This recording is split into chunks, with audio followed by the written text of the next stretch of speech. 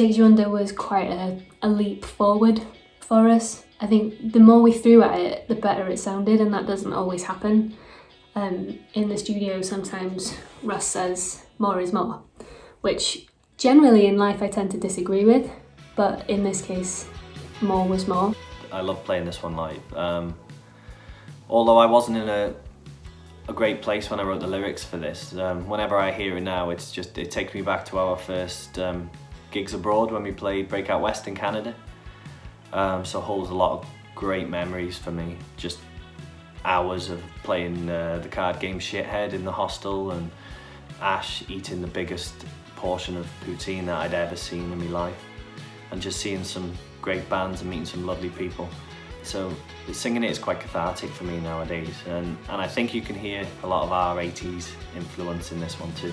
I wrote that demo whilst we'd already started recording the album, and I kind of knew once I had the demo for that it needed to go on there, because it just felt like a bigger sounding song than some of the others that we kind of had for consideration. We wanted like quite a big song to end the first side, so we had kind of the Bluish Stew in mind for ending the second side, but we didn't really have an equally bigger sounding song for the end of that first side, so that's kind of what we want to sort of end the first half.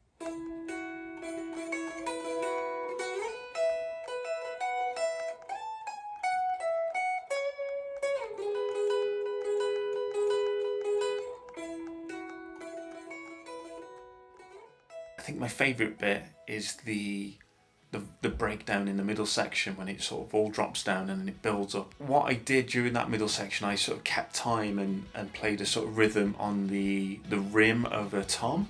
That was quite influenced by Body Snatchers, a track by Radiohead, where it does a similar sort of thing and it drops on the rims. And I've always loved that bit, and I really wanted to incorporate something like that in one of the songs on the album, and it felt like the perfect time to do it in the middle of this song.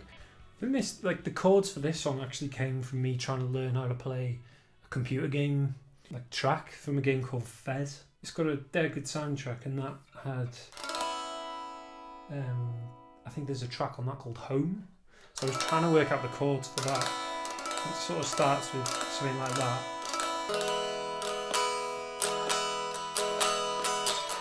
It sort of has that kind of moving, but then that sort of led into kind of a development of that, but that's definitely like where it started from, because I really liked those chords. For the middle bit, that came from Sophie kind of laying the gauntlet down and saying she wanted something in 6 timing in the middle.